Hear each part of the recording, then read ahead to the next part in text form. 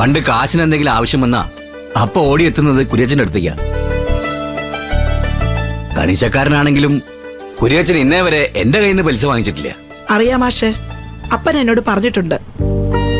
ആ, ഞാനിപ്പോ വന്നത് എന്റെ പെങ്ങളുടെ മകൾ ചാരുവിന്റെ ഒരു കാര്യത്തിനാ. ഓ അതോ, ചാരു കൃത്യമായിട്ട് ആഴ്ച പണം അടയ്ക്കുന്നുണ്ടല്ലോ. ചാരു പണം അടയ്ക്കുന്നുണ്ടെന്നോ? എന്തിന്? അപ്പന്റെ കയ്യിൽ നിന്ന് ശാന്തപ്പൻ വർഷങ്ങൾക്ക് മുമ്പ് കുറച്ച് പണം വാങ്ങിയിരുന്നു. അപ്പം മരിച്ചുപോയപ്പോ കിട്ടാക്കടങ്ങളുടെ കൂട്ടത്തിൽ ആദ്യത്തെ പേര് ശാന്തപ്പന്റെ ആയിരുന്നു. ശാന്തപ്പനോട് എത്ര ചോദിച്ചിട്ടും അയാൾ തരാൻ തയ്യാറല്ലായിരുന്നു. ശാന്തപ്പന്റെ ആ കടവില അടച്ചു വിട്ടത് ആ കുട്ടിയായിരുന്നു. അതൊന്നും എനിക്കറിയില്ലായിരുന്നു. എത്ര രൂപ ഉണ്ടായിരുന്നു? 10 ലക്ഷം രൂപയോളം ഉണ്ടായിരുന്നു. എന്റെ മൂത്ത മകൻ അരവിന്ദുമായിട്ട് ചാരുവിന്റെ കല്യാണം ഉറപ്പിച്ചിരിക്കും. ആണോ? നല്ലൊരു കുട്ടിയായിരുന്നു ചാരു. ആർക്കും അവളെ ഇഷ്ടപ്പെടും. പക്ഷേ ശാന്തപ്പന് ഈ കല്യാണത്തിന് താല്പര്യമില്ല. അയാളെ കാശില്ലാത്തതിന്റെ പേരും പറഞ്ഞ് ഈ കല്യാണം നീട്ടിവെക്കാൻ ശ്രമിച്ചോണ്ടിരിക്കുക. അപ്പോ അന്നമ്മയുടെ ഒരു സഹായം എനിക്ക് വേണം. എന്താ മാഷേ? പറഞ്ഞോ. ഞാനൊരു 10 ലക്ഷം രൂപ അന്നമ്മയ്ക്ക് തരാം. അതൊരു സഹായം എന്ന പോലെ ചാരുവിന് കൊടുക്കണം.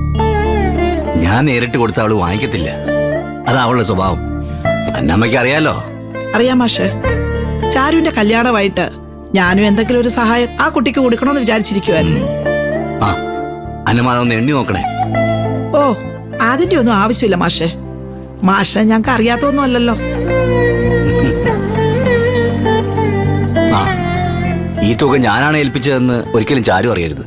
ഇല്ല മാഷേ, അത് ഞാൻ ഹാൻഡിൽ ചെയ്തോളാം. എന്നാ ഞാൻ ഇറങ്ങട്ടെ. മാഷേ, ഒരു മിനിറ്റ്.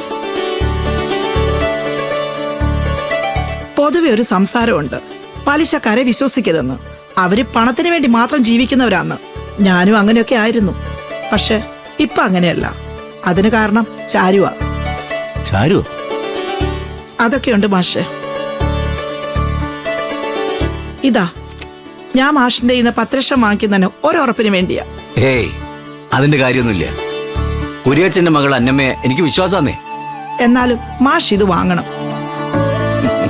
എന്നാ ശരി, അന്നമ്മയുടെ സമാധാനത്തിന് വേണ്ടി ഞാനത് വാങ്ങാം.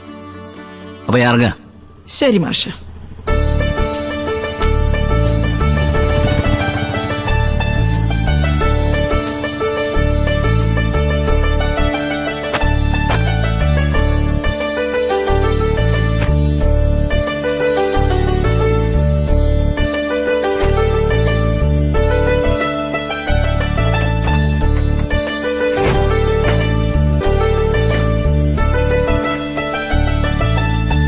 ആ, ഞാൻ ഇറങ്ങി.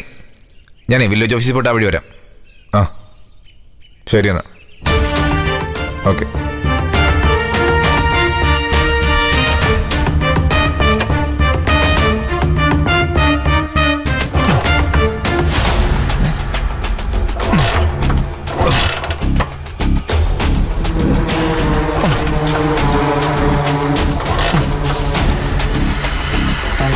എന്തു പറ്റി ചേട്ടാ? എടാ, വണ്ടി സ്റ്റാർട്ട് ആവുന്നില്ല. പെട്രോൾ തീർന്നു കാണും. പെട്രോളൊക്കെ ഉണ്ടടാ. ഇതേ വേറെന്തോ കുഴപ്പാ. അല്ല, ചേട്ടൻ എങ്ങോട്ടാ പോകുന്നേ? ഞാൻ ഡ്രോപ്പ് ചെയ്യാം.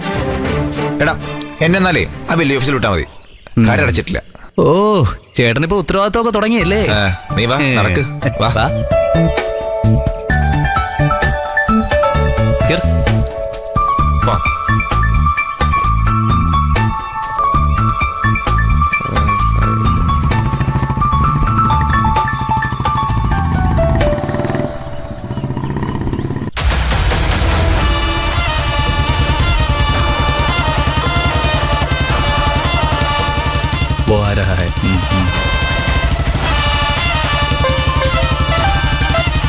ഹലോ, അവര് തിരിച്ചോ?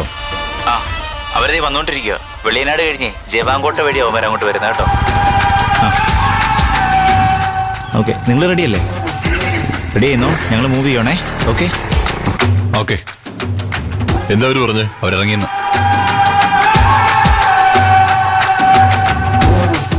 അതാ വരുന്നു. ആ വണ്ടിയാണോ? ഓക്കെ.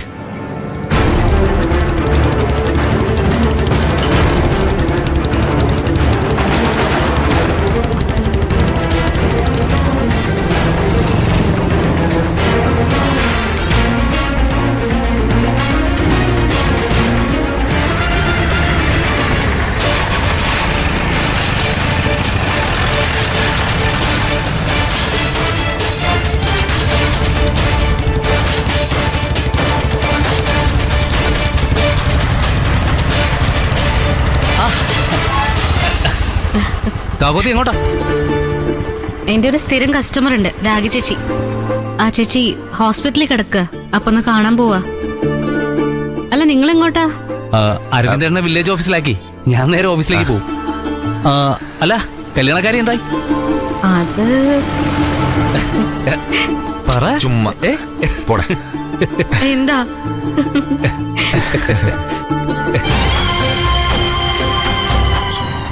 നിർത്തിക്കേ.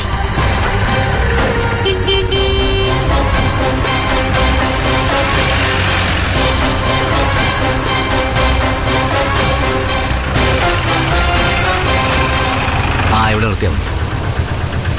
ദേ അച്ഛൻ.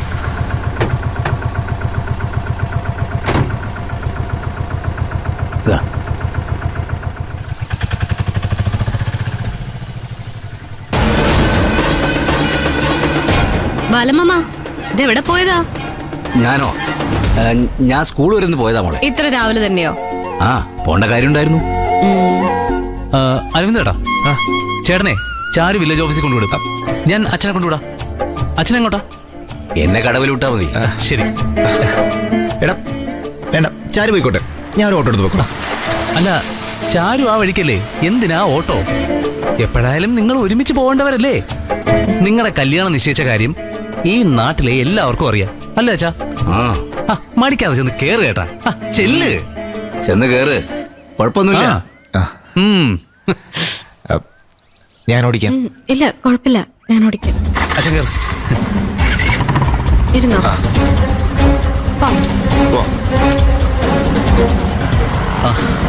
Okay, by.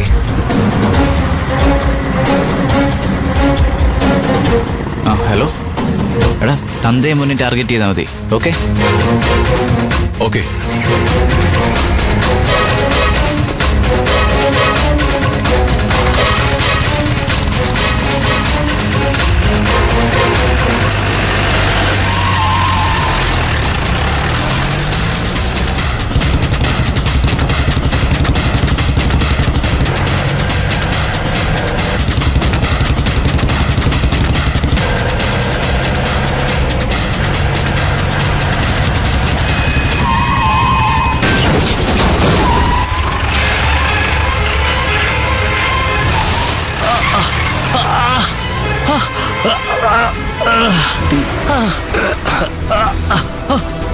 അച്ഛാ, അച്ഛാ, അച്ഛാ,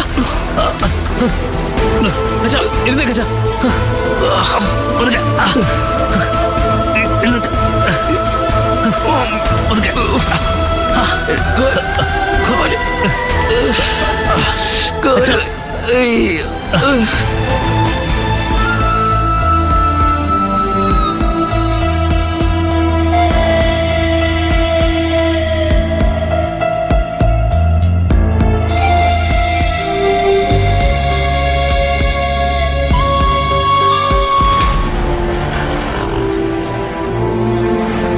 അരവിന്ദേട്ട് ചായയാണോ കോഫിയാണോ ഇഷ്ടം?